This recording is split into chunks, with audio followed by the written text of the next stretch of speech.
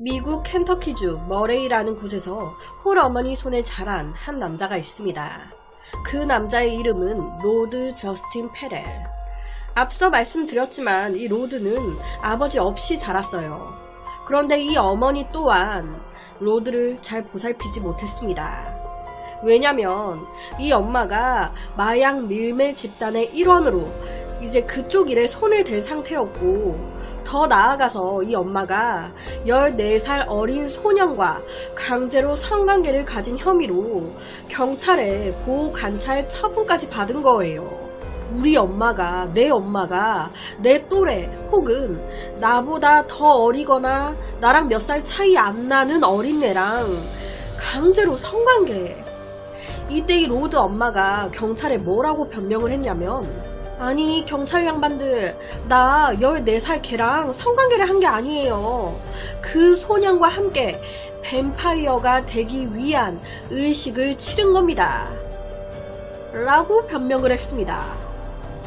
아, 엄마가 마약책 그쪽에 이제 손을 대면서 마약을 하기 시작했고 이상한 환각 증세를 보인 거예요. 뱀파이어. 이런 엄마 밑에서 로드가 자랐습니다. 정상적으로 자랄 수가 있겠습니까? 로드는 어릴 때부터 네크로노미콘이라는 죽음의 책이자 사탄의 성경을 읽으면서 자랐습니다. 사탄의 성경.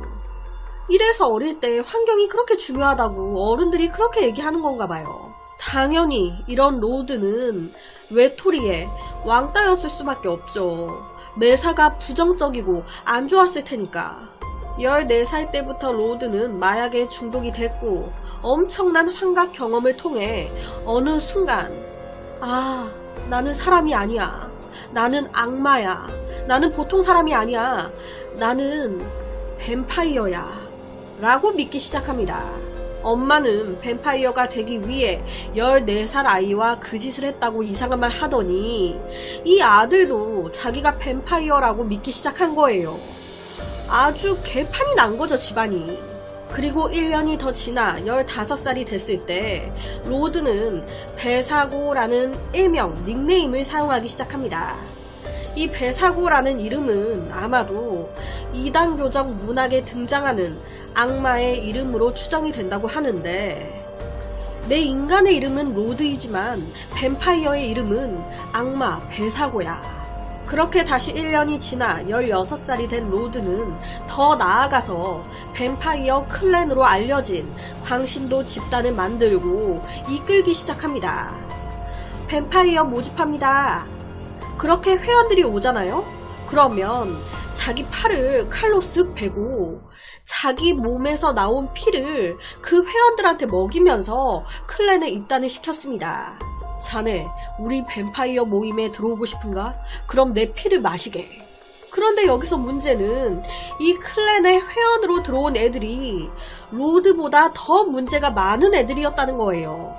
끼리끼리 논다고 회장인 로드부터 회원들이 다 질이 안 좋아. 회원들 중에 주목해야 될 신도는 로드의 직속 부하인 스콧 앤더슨, 그리고 다나 쿠퍼, 그리고 로드의 16살 여자친구인 체리티 키즈, 그리고 헤더 윈도로프였습니다. 여기서 헤더는요, 뱀파이어 모임에 들어온 뒤에 얼마 안 돼서 가족과 함께 플로리다로 이사를 가게 됩니다. 이 헤더가 이사를 간 뒤에요, 헤더와 로드 둘이 통화를 엄청 합니다. 핸드폰으로 통화를 엄청 오래, 엄청 많이 하다 보니 통화 요금도 많이 나오고, 아니 헤더가 딱 이때쯤부터 학교 성적이 말도 안 되게 떨어지네.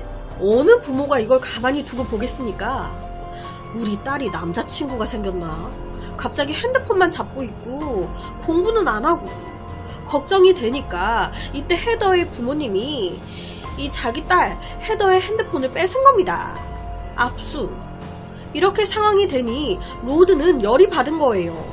헤더를 그 소굴에서 구해줘야 된다. 그래서 로드는 다른 자기 뱀파이어 회원들한테 헤더를 부모로부터 구출한 뒤에 뱀파이어 문화가 더 잘 받아들여지는 뉴올리언스로 도망치자 라고 얘기합니다. 뉴올리언스에서는 우리 존재가 인정받을 것이다. 그쪽으로 가자. 그렇게 뱀파이어 집단이 헤더의 집이 있는 플로리다로 날아옵니다. 그리고 헤더를 만나 따로 근처 공동묘지로 갑니다. 거기서 뭐하냐? 소환의식을 해요. 소환의식? 여튼 자기들끼리 소환의식이라고 해서 로드와 헤더가 서로의 피를 빨아먹는 거예요. 이걸 왜 하는 거야 도대체? 뭘 소환하려고? 둘이요 양껏 서로 피를 빨아먹어요. 그렇게 의식이 끝난 후 헤더를 차에 태우고 원래 계획대로 뉴얼리언스로 도망가려고 하는데 여기서 차질이 생긴 겁니다. 차가 고장이 난 거예요. 아씨 이거 어떡하지? 어쩔 수 없다. 우선 가까운 헤더의 부모님 차를 훔치자. 이렇게 된 겁니다. 그렇게 1996년 11월 25일 저녁 9시쯤 헤더의 부모님이 모두 집에 있을 때 로드와 스콧 이 두 남자가 쇠 지렛대 그러니까 쇠 파이프 같은 거를 들고 헤더의 집으로 들어갑니다. 들어가자마자 눈에 띈 사람은 소파에 잠들어 있는 헤더의 아버지였습니다. 잠들어 있는 헤더의 아버지를 보자마자 로드는 망설임 없이 바로 헤더의 아버지 얼굴을 미친듯이 쇠파이프로 때리기 시작했습니다. 헤더의 아버지는 얼굴과 머리를 쇠파이프로 22번이나 맞은 뒤에야 저항을 멈췄습니다. 확인 사살이라고 해야 될까요? 로드 자기 딴에 아직도 이 남자가 살아있는 것 같아. 그래서 로드는 끔찍하게도 쇠파이프 끝을 잡고 그의 가슴을 깊게 찔렀습니다. 헤더의 아버지는 그렇게 로드의 손에 얼굴하며 몸하며 피범벅이 된 채 가슴에 구멍까지 뚫린 채 그 자리에서 사망했습니다. 이때 이 상황에 대해서 경찰에 체포된 후 로드가 뭐라고 얘기했는지 아세요? 왜 그렇게 잔인하게 죽였던 거냐? 무슨 생각을 했던 거냐? 라고 물으니까 이때 로드가 이상하게 잠들어 있는 헤더의 아버지를 딱 보자마자 이 남자 목숨이 내 손에 달려있다는 건데 라는 생각이 들었어요. 와, 그 생각이 드는 딱 그 순간 갑자기 미친듯이 막 흥분이 되더라고요. 라고 말을 했습니다. 헤더의 아버지가 이런 공격을 당할 때 헤더의 어머니는 샤워를 하고 있었습니다. 아무것도 모르고 있던 어머니는 샤워를 끝내고 커피 한 잔을 들고 거실로 나왔습니다. 딱 나왔더니 웬걸? 모르는 남자의 2명과 가운데 우리 남편이 피범벅이 돼서 누워있어. 지금 이게 무슨 상황이야? 얼마나 놀래요. 놀란 헤더의 어머니는 들고 있던 커피를 바로 로드의 얼굴에 뿌렸습니다. 그리고 심상치 않은 분위기에 헤더의 어머니는 로드의 얼굴을 손톱으로 막 핥히기 시작했어요. 저항을 한 거예요. 이런 저항에 다시 로드 흥분을 하기 시작한 겁니다. 로드는 다시 쇠파이프를 잡고 이 어머니의 뒤통수를 사정없이 치기 시작했습니다. 로드가 쇠파이프로 헤더의 어머니를 미친듯이 때리는 이 와중에도 헤더 어머니는 계속적으로 손으로 로드의 얼굴을 막 핥히고 꼬집으면서 저항을 하고 있었어요. 이 상황에 대해서도 로드가 나중에 뭐라고 얘기했냐면 그 아줌마가 내 얼굴을 놔줄 때까지 때려주길 생각이었어요. 라고 말했습니다. 로드가 말한 사건 당시 상황은 이래요. 헤더 어머니가 아무것도 모르고 커피를 들고 나온 거예요. 그러니까 그걸 보고 로드가 나도 당신과 커피를 마시고 싶네요. 라고 말을 했다는 겁니다. 아니 가운데에 내 남편이 피범벅이 돼서 죽어있고 내 남편의 피가 이놈 옷에 다 튀어가지고 끔찍하기 짝이 없는 상황인데 이런 놈이 나랑 커피 마시고 싶다며 다가오는데 누가 가만히 있겠습니까? 그 순간 이 아줌마가 갑자기 내게 달라들었다고.